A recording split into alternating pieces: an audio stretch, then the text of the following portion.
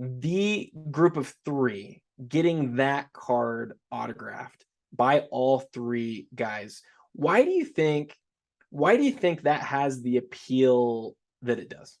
Getting rookie cards signed has become a really an ever growing segment within the hobby. And because you'll know early on it was so taboo to have an athlete put ink on a card. It was more, baseballs, basketballs, photos, etc. And so, I think as the autograph rookie cards took hold, people do gravitate towards what are the big cards. And, in this particular instance, all these guys were still alive.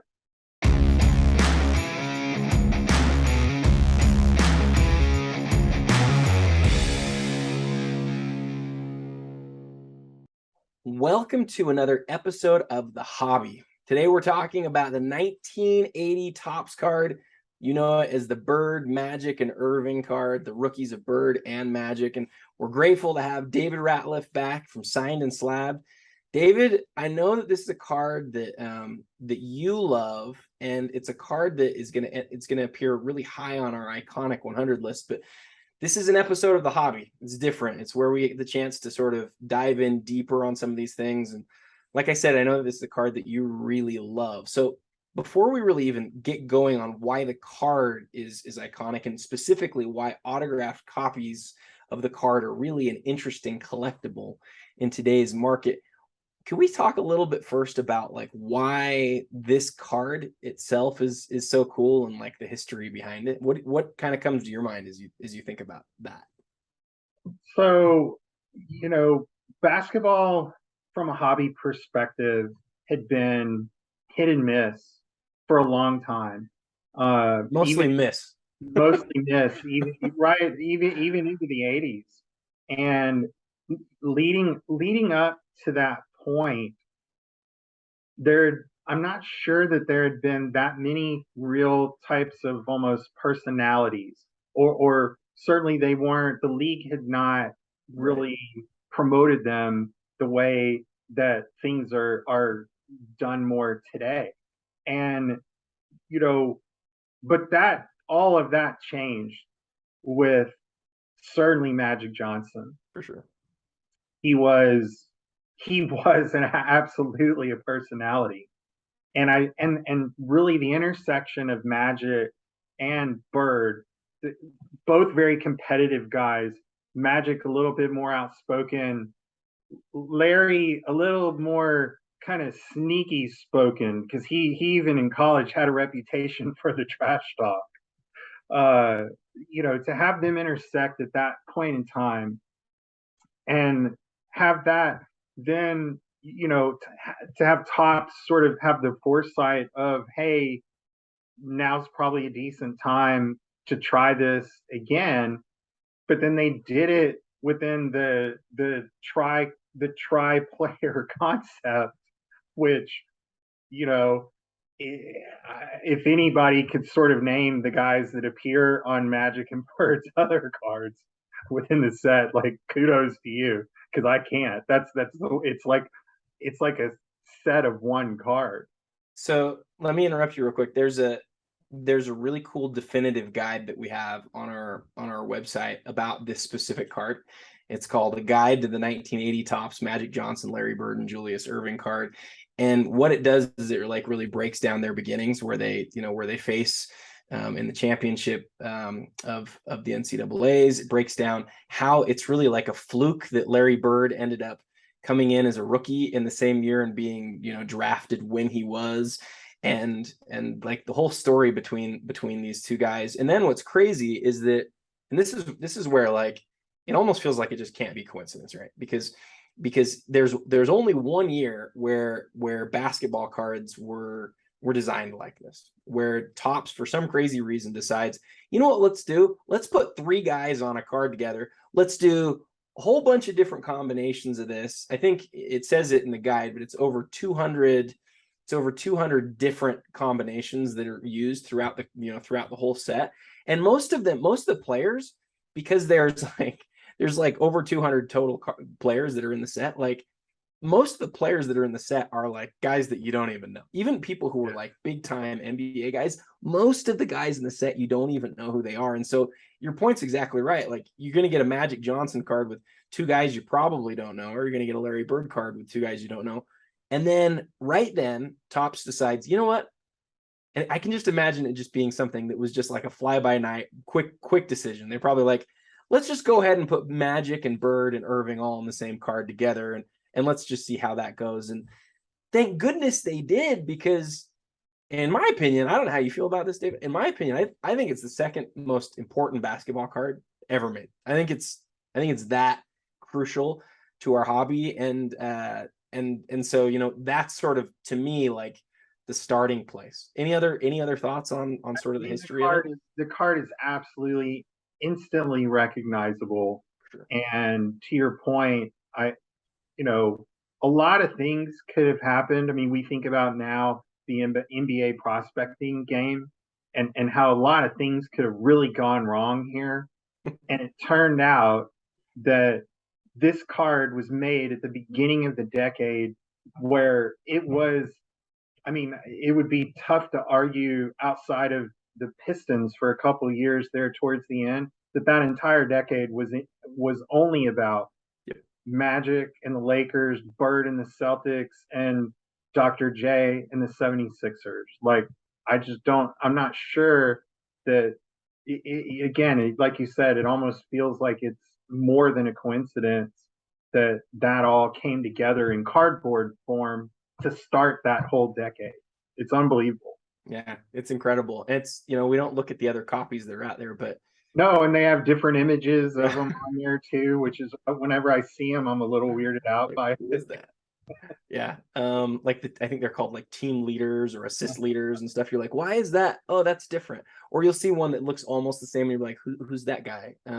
Yeah. But yeah, again, would encourage anybody to go look at the PWCC definitive guide on the card and on their history if you want to learn a little bit more about it. So now let's turn towards the autographs. The autographs, before I actually talk about the autographs, the thing that's also interesting about this card is the card was designed with perforations. So not only does it have 3 players on it, but it's like, I can imagine opening the pack of cards, pulling it out, looking at it, and having it sort of just tempt me to rip it apart, right? And so the vast I wouldn't say the majority, but some huge percentage of these cards were really actually sort of destroyed in the process of coming out, and that leads to really an interesting autograph situation too, because there are people out there who have gotten like individual copies of the 3 pieces signed, and I've seen the same thing for Maravich, right? It's actually one of Maravich's most common autographs from this set is like the individual panel. But so with that said, let's go back to the actual card that we're talking about here. The group of 3 getting that card autographed by all 3 guys. Why do you think that has the appeal that it does? Well, obviously more recently, getting rookie cards signed has become a really an ever-growing segment within the hobby. And because you'll know, early on it was so taboo to have an athlete put ink on a card. It was more, baseballs, basketballs, photos, etc. And so, I think as the autographed rookie cards took hold, people do gravitate towards what are the big cards. And, in this particular instance, all these guys were still alive. And a couple of them, were somewhat frequent guests on the autograph circuit. So it gave some people opportunities early on to be able to meet Dr. J and Magic and actually have them sign that card. Bird was kind of a strange holdout for a long time, and even still in some ways, because he really doesn't do the personal appearances. But he does do private signings of a handful of times each year, at least, more in the last few years, a little more recently. Um, but so when you think about, if you were just to kind of sit down with like almost your top five list of cards, this one jumped out as one that was actually achievable, and in many ways, compared to some of the others, a little more affordable, right? We know that 86 Fleer Jordans and the history of those and their autographs with UDA Camp and et cetera has not a lot of copies out there, not necessarily ones that the authentication companies can be pleased with.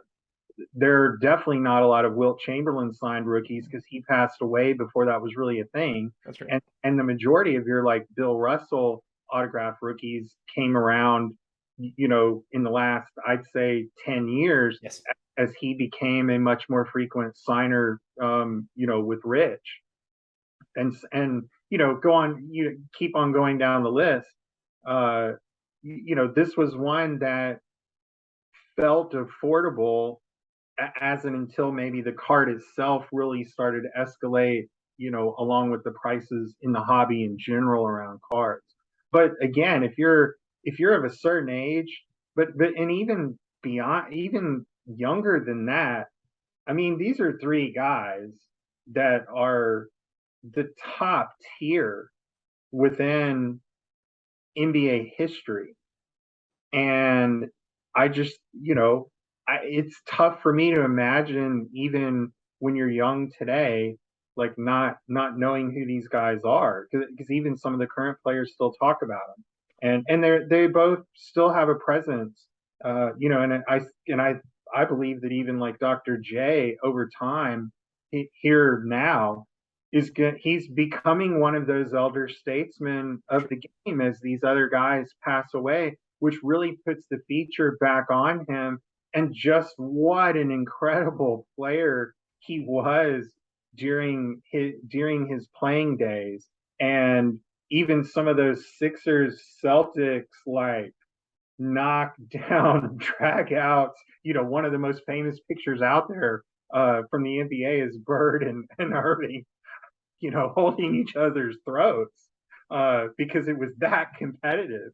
So I just think all of that, and they were all NBA champions, right? Yeah.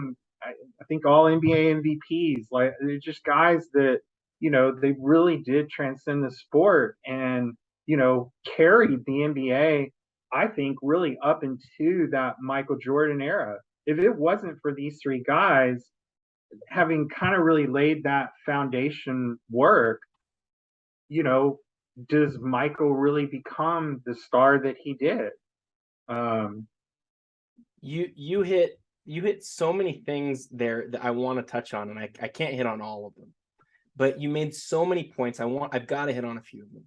The first thing that you said that I think is really interesting to think about in 2022 is autographs on original cards are still somewhat not beloved by some groups in the hobby, and completely beloved by other groups. You and I fall on the side of people who love them. Your name on Instagram is signed and slapped. I mean, that kind of tells you what we need to know here, right? And for me, when I look at my vintage basketball card collection, I've got some high grade stuff that I really like, but the stuff that I really love is those autographed PSA DNA copies that there's only a few of in the world. And so, where I land on this, I lived through this period too that you describe, where you say, there was a time where people said, don't get big time cards autographed because it ruins the card. I remember people saying this. I remember thinking, wow, yeah, I don't ever want to have an athlete write on my card because that will harm the value of it.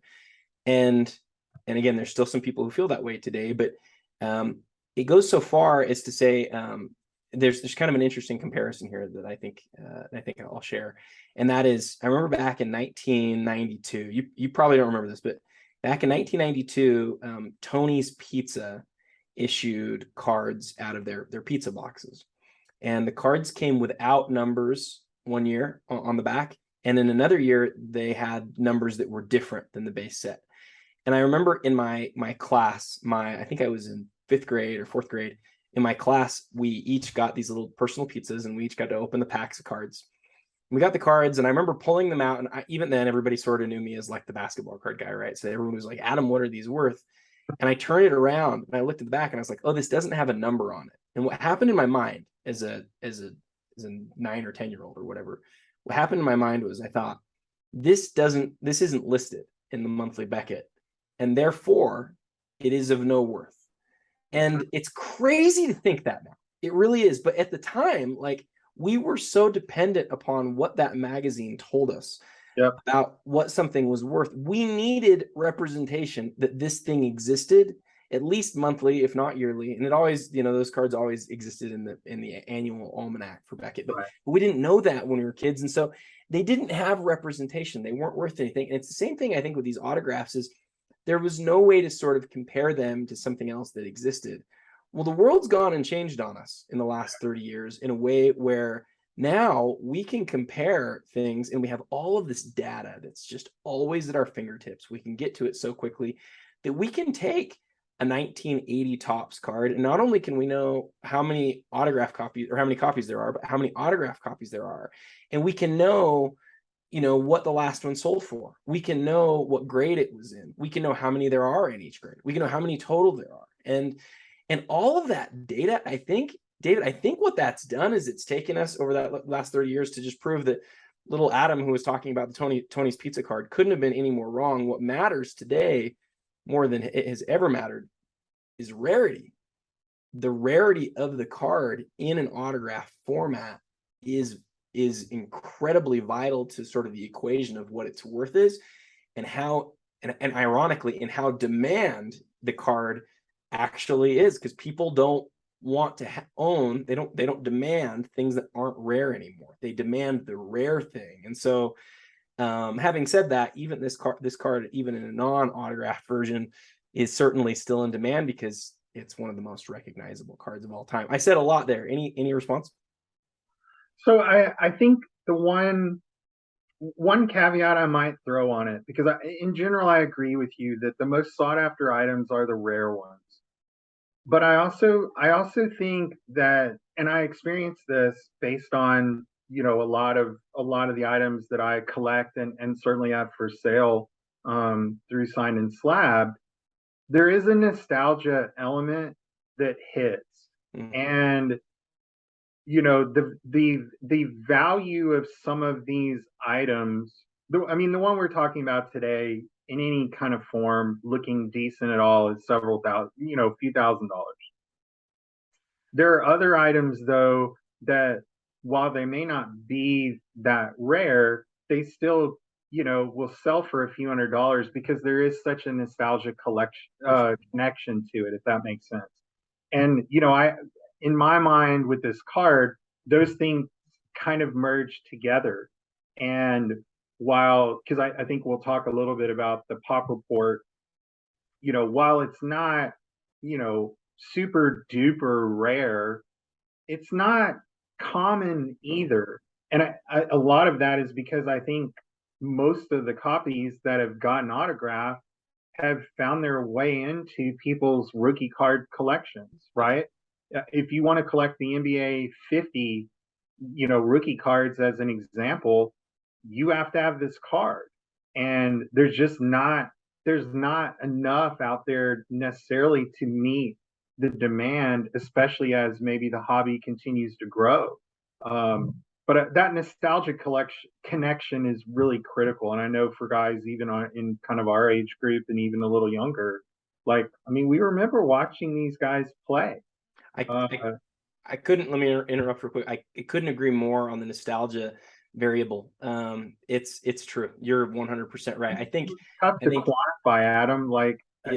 I've seen, how do you quantify a financial value on just the kind of the warmth, right, that you experience when you see something, or you go to purchase something that from your childhood is something you remember, or even not even necessarily your little childhood, but something that even maybe it was something you couldn't necessarily afford, that you would always like, oh man, if I could ever have that, I'd like to have it.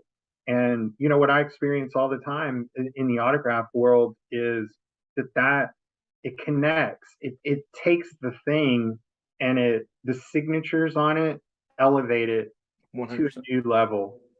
I would argue that neither variable, we're talking about nostalgia and rarity, and there's other variables that we can throw in here. Neither of them are perfect at sort of correlating value. Yep. You have to take them in pairs. But when talking about the Tony's Pizza card, the rare one is the Tony's Pizza now. People actually want that one because the other one's so out there, unless it's like a PSA 10, which sort of creates its rarity. The thing that's different about this card, and we're aligned on this 100%, is that it's the card, it's nostalgia, it's all of those things. But for me, being somebody who likes rare things, I love, I own a copy. Mine's a PSA 6 that's also signed by all three, and we can talk about that a little bit. But to me, that's like the perfect combination where it's in really good shape, and it's it's a low population card, and it's signed, and that even increasingly makes it a low population card. To me, that's really like the perfect sort of thing. I want to hit a couple other real quick things though that you hit on that I think are really important. You talked a little bit about other cards that people work on to get autographed after the fact, and how those are also difficult projects. One thing about this card that I think is really it's really unique to this card is getting the card from a raw copy all the way through to the signed by all three players. That's a real project that involves lots of details. So I'm interested to hear, I know you've had a lot of history in this sort of world. What does it look like? What did it look like historically, sort of moving from having a card that was raw to having it signed by all three? What did that process look like?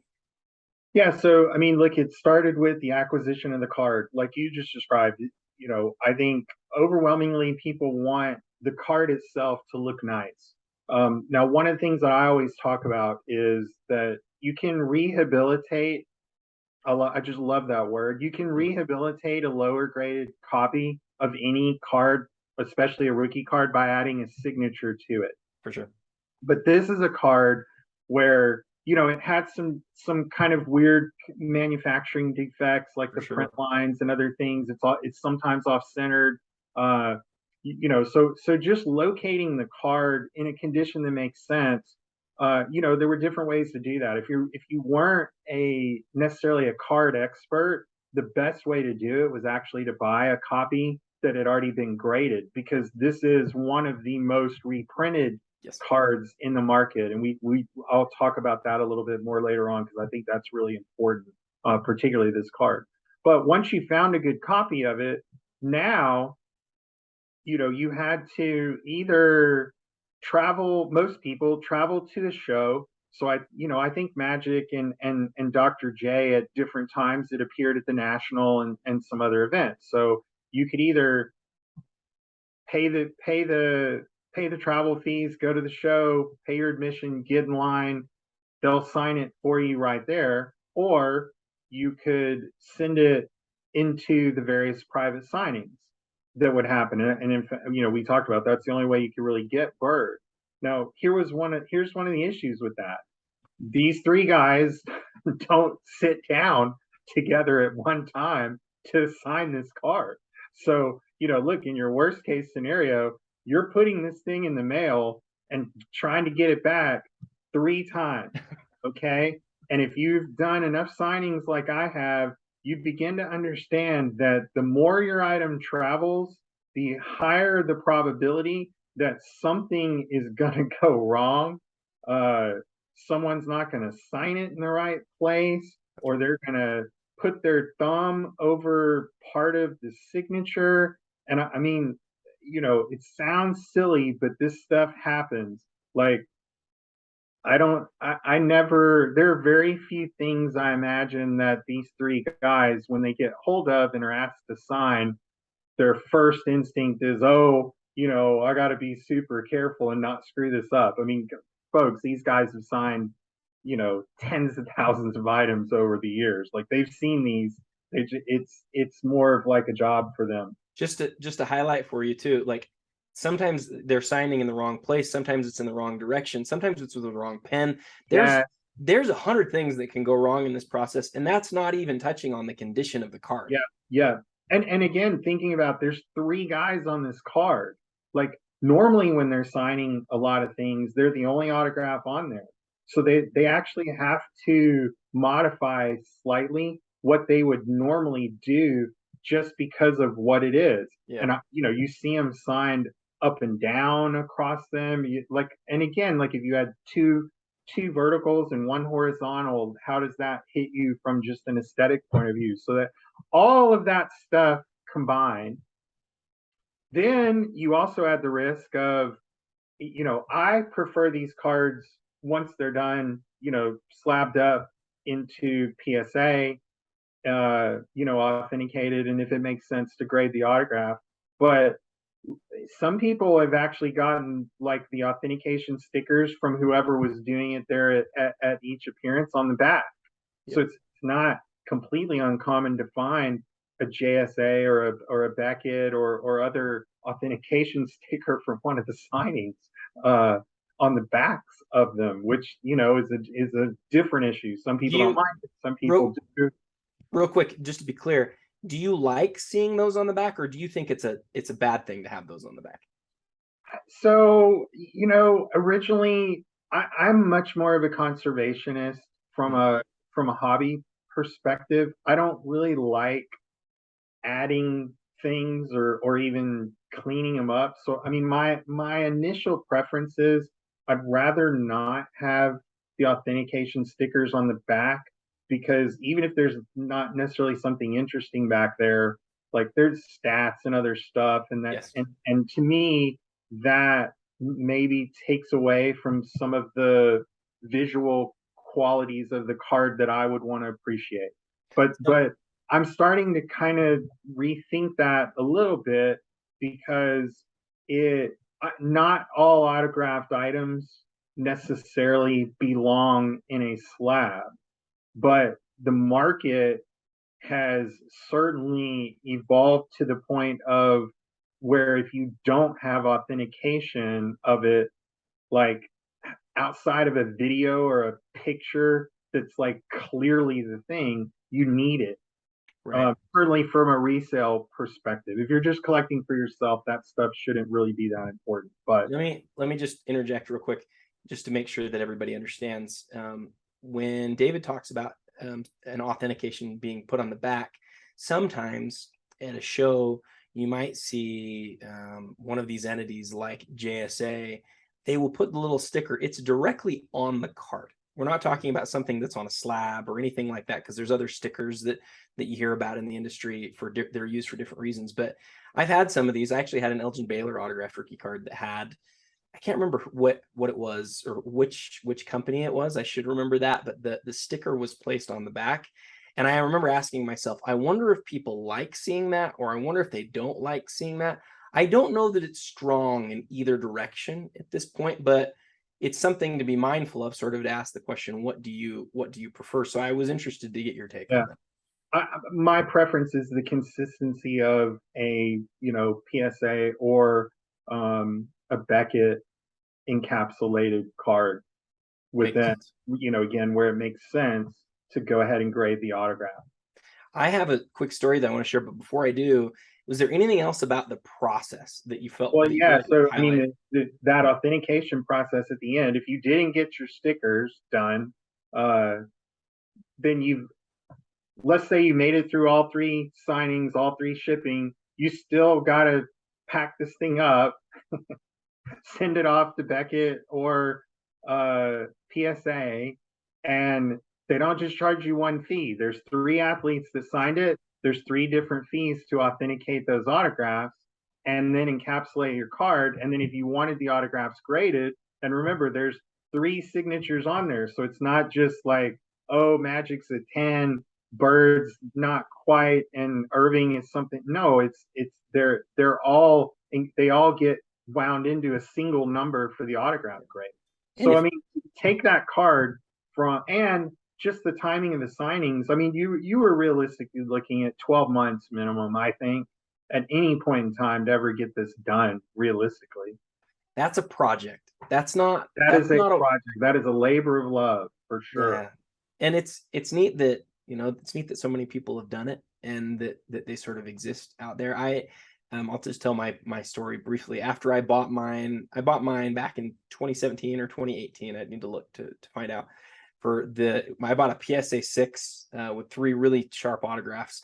Not sure that they'd grade a 10, but either 9 or 10. They're really sharp. And I paid $800. Yeah. So those are the days.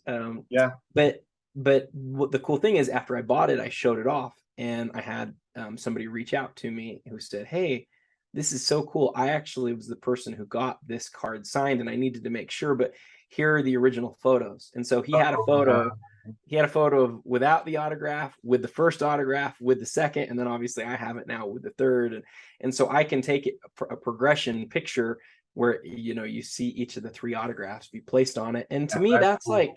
That's like the ultimate sort of like, it's so much like artwork. It's not, it feels more like artwork than it does a card, because it took 30 years or 35 years for this card to move from the place that it was originally created, which is obviously already a remarkable circumstances, then to what it ended up becoming and still being in a PSA 6 condition. To me, that process is so cool, David. Like, I totally geek out about it. It's so neat. Well, and speaking of like the PSA 6 nature of it, right? Because there are people that I don't normally have the card graded when I encapsulate stuff like this, because most of the time I don't have like a high grade card. Sure. But I mean, Adam, I think that there are PSA 8s and 9s out there in that pop report with these autographs on it. And again, man, think about all the things that went on to keep a PSA 9, which is already just stupid rare in the card itself, to keep that condition through this whole thing there's at least, what, 10 touch points on it all, because at least you're going to touch it 3 times. The 3 guys are going to touch it, and their 3 promoters are all going to touch it. PSA is going to touch it. I mean, it's a lot, but I guess risk reward. I mean, a PSA 9 with all 3 autographs is other level. So I like the 6s I like the 6s and down, nice looking copies that color's good, autographs are good. I love them with the 10 auto grade like that. It gets me close enough. So we're talking about population. We might as well get to it right now. So first off, the card unautographed has been graded over 13,000 times, and the card autographed has been graded 400 times. It's important to note, I've seen many copies of this card where you get 1 athlete or 2 athletes. Yep. Those are both going to show up in this exact same place in the population report. So although there's 400 and as of this recording, there's 414 total. Not all 414 have all 3 athletes. I don't know how many, and unfortunately, I don't think that data exists. And so that's important to understand. So with that said, 400 out of 13,000, that's, what is that? Like about 3%. It's not a small percent. It's like around 3% of the total copies have been autographed that are graded. And then here's the breakdown, Dave. It's super interesting. Almost half, 197, are graded authentic. Those are the ones that you're talking about, where you're not having the card assigned a grade. Those cards might have autograph grades assigned to it, but they're still placed in the AUTH section of the population report. Then listen to this. So there's 1 that's graded a 2, 3 that are graded 3, 17 that are graded a 4, and this includes qualifiers, 36 that are graded a 5, and then my copy, the one that I love, that I own, there's 87 copies in a 6. That's the most common. There's 45 7s, including one of the qualifier. There are 26 8s. 6 of those have qualifiers. And then there are 2 9s. I don't know who owns either of those. I don't know where they are. But I'm with you to think about that card going through everything it went through for the last 42 years to get to this stage being signed and in a 9. To me, that's just a really cool piece of history. Well, one of 2, right? I mean, that to me, that's just unbelievable. And now I would also bet those got done more than likely pretty early in the piece. Yeah, Uh, I think you're I, probably right. I seriously doubt that many people are looking to crack a 9 of that card now and take the chance with the auto. It's No, like, it's a 5-figure card. I think you're right. I think the other thing that's worth noting here, do you think that it's, if you wanted to get one that was just in amazing condition, you'd think that reducing the touch points would be necessary. And so, you know, even if it took more than 12 months, even if it took you a few years, but if you started with a really amazing copy and you were able to sort of put that card in front of the in front of the athlete, each of the three guys with the right pen, you know, and then really reduce that touch point. I'm putting my hands out in front of me right now, like you're sort of just like handing it right, putting it right in front of their face. You might end up with a better chance. But here's the irony is that it'd be so easy for one of those autographs to just slip off card.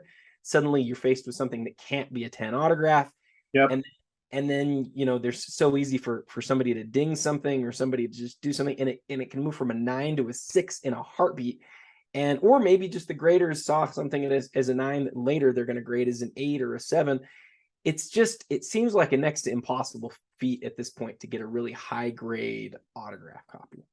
Yeah, and again, you starting at the beginning of, hey, I've got to get the card itself in that level of condition. I mean, that it's just that's it's a different financial commitment than it had been even 4 or 5 years ago, right? For this particular card.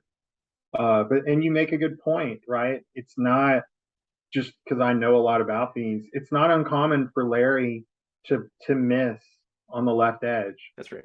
and that immediately an autograph coming off the card at any point disqualifies it from being a 10 auto. No, I do. That's an important point, and I make this point to people a lot that the market does ascribe a premium to the 10 auto, but if it was really just that Magic ran, let's say, the last part of Johnson, that streak off the end of the card, but like otherwise it looks great. I mean, I would tell market participants take advantage of that, That's right. right? Because from a autograph card perspective, it it really should be about how bold and attractive and how able you are to see those signatures versus because I've seen tons of quote 10 autographs that were sloppy, Right. right? I know on this card, I want it to be signed Julius Dr. J. Irving. That's how I know his autograph. And I know that in the recent round of things that were done at the National when he signed some of these, they say Julius Irving. That to me is not the same autograph. And even if mine's not a 10 and that one is, I still think mine would command a premium. And that, the market's going to work those things out. But as a really kind of technical autograph geek, that's how I kind of see that world. I like your tips here. I think they're really interesting. The Magic Johnson off on the end thing is something I hadn't thought as much about it. I have other cards where I've seen a player sign unusually well for them, but then it just has this barely off the edge piece, and then I see it with a lower grade, but I prefer it. And so Yep. I get where you're coming from there. There's actually it's kind of strange, but there's kind of an eye appeal of the autograph that's Yeah. different than the sort of like technical grade of the autograph, which sometimes can be a really easy sloppy autograph, but it doesn't do as much for me as that one that goes off. So that's really interesting. And then the Dr. J, I've seen that as well. That's definitely his best version. What other things have you seen as these players have signed this card that are maybe important for people to recognize as they go out and they look for a copy? So on the card itself, if you can find it without the print defect, and it's almost like what's the best way to describe it, Adam? It's kind of like this Black snow. yeah. Black snow. There's black snow through part of it. Another thing that I think is important for it, especially for one that if you want to do the project and keep it, you want the left right centering to line up on this card. it can be pretty visually distracting when you get shifted too far one way or another. The top bottom not as important to me, because I think once the autographs are on there, your eyes are going to naturally move toward the signature, which is in the lower half of the card almost always. Part of Larry is above that, but Dr. J kind of signs usually a stomach down, and Magic kind of signs normally over the guy that he's running over. So those are a couple things that I would look for. But I also look, I always encourage people. That's why I use that rehabilitation. There's a big difference in price between a PSA 4 that might have a soft corner and a PSA 7 that looks really nice.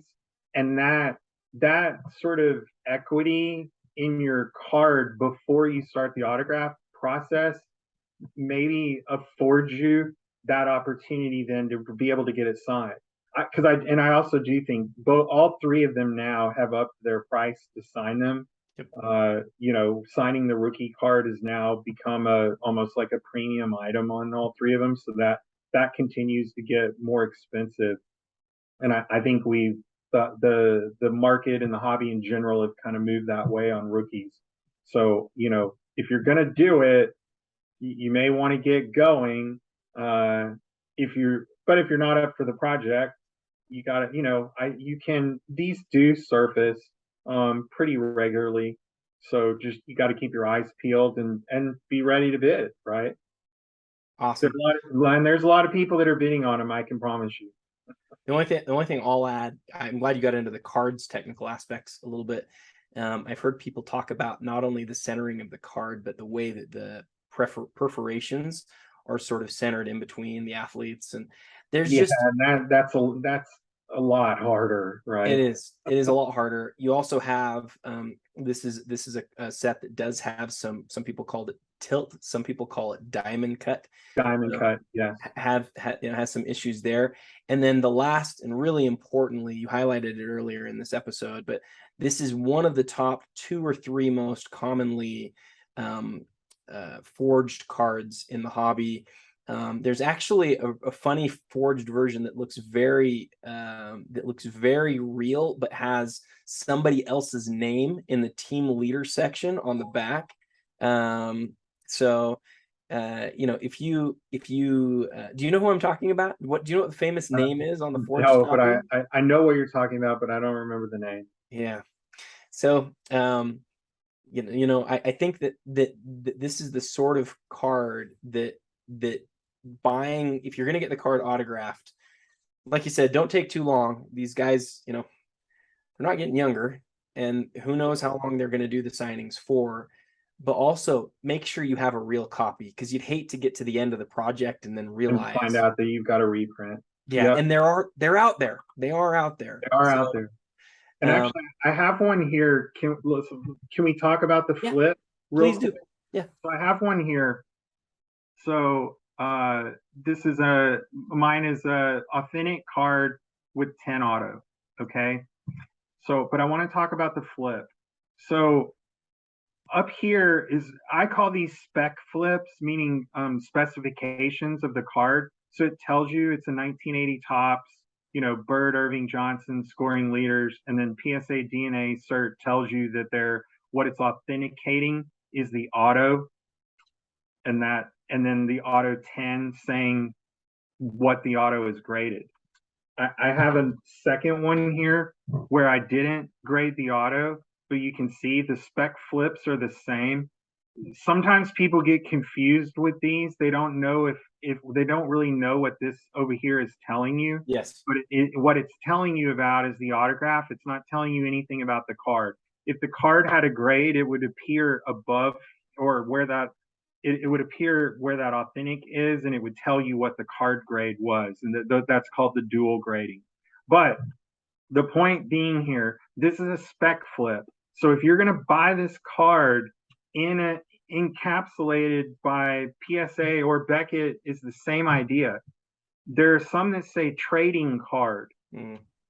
There's a risk that with the trading card, you could have a reprint.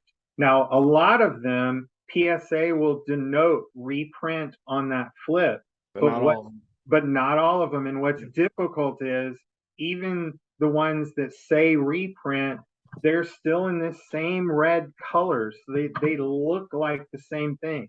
So this is one where 100% details matter. So if you're not going through the process on your own and you're buying one encapsulated, just make sure you check those things so that you know exactly what it is that you're buying. I'm sorry to lean off set here for a second. I have a Julius Irving. Let's see. Oh, I do have it. It's right here. I have a Julius Irving right here that's as you just described. It says trading card on it. It's a trading card holder, so it's a trading card holder, but I'm comfortable with the card and feel strongly that the card is real. Some people see trading card and they assume, oh, that's fake. It might be, but it could be real. It might not be. And so I feel like, honestly, I feel like PSA or, maybe Beckett, but especially PSA could have done a better job with some of these where they really like need to denote fake or real. And I know that it's not their job. They're not getting paid in that. That's not what they're being paid to do. Right. Yeah. But it's really tough. I mean, it's really tough that like you can be looking at it online. And I bought this from Victory Investments, who I trust. And he walked me through, yes, Adam, it's real. Let me tell you how. And then I got it in the mail and I was like, yeah, this is good. It's fine. But that's a great point. And the other great point that you made is, when you're talking about on the flip, how you see authentic and how you see like the different things there, you just have to spend some time learning to read the flip, because mine, the card is graded. So mine's the opposite of both of David's cards. My card is graded and the autograph is authentic. I would show it to you, but mine's at the PWCC vault right now. So okay. I can't, maybe we can show a picture of it on the video, but I think, David, this episode's been fantastic. You've done a lot of great teaching, and especially on this specific card. I feel like I've learned a lot, and I'm sure the listeners have too. Do you have anything else that you sort of want to leave us with before we go? I always like to remind people that doing your homework will pay off, especially in collectibles, especially in cards. And you'll get out of it kind of what you put into it effort wise. And when I would also say, if you'll focus your efforts on using that knowledge to actually build your collection, not if it's only about dollar values, dollars and cents, it's just you're gonna miss it, right? The connection to these things and the storytelling that can come from it. I don't know about you, Adam, but when people see some of the items that I've collected over time, like that to me is worth multiples of what I may have paid for something, particularly on cards like this, where when people see it that don't collect, they still know what it is. Yep. And then they see those autographs and it just, their eyes light up and boom, you've hooked them, and now you're having just this great exchange. So, I always study up. If it feels too good to be true, ask questions, make sure that you know what you're doing, make sure you know what you're buying, buy things from people that you trust, and take advantage of people like me and Adam that give away this knowledge for free. Store that away and use it to your advantage to build a collection that means something to you. It doesn't matter if I like your stuff. If you like it, that's what matters. But a lot of us will gravitate towards a lot of the great stuff. And that is actually what makes the hobby fun, in my opinion. So I couldn't agree more. Last question for me. If you had a PSA 9 of this card, or you had a ungraded on the card, but beautiful 3 autographs encapsulated in a PSA case, and both of them are staring at you in a showcase at a card show, which one would you prefer? So I'm an autograph guy at heart. I love the signatures. I know it's a bad trade economically, but I'm going to take the autograph card all day long. And I'm also going to do it if I'm spending money, because I'm not sure that I could necessarily afford the 9 anyway. So that would be my pick. But you know, if the autographs don't appeal to you, I certainly see the flip side of that as well. But either way, they're either version, they're magnificent cards. Well, here's some food for thought. As we talked about rarity and nostalgia earlier, I just looked it up. Sorry to look away from you while we were doing the video. There are 617 PSA 9s, and there are just over 400 autograph cards. And that is the food for thought for me at the end of this episode. David Ratliff, Science Lab from Instagram. I want to thank you for appearing on this week's episode of The Hobby. Next week, we'll be back with a new guest and a new topic. Wednesday at 8 p.m. Eastern time is when we'll launch. And until next time, happy collecting.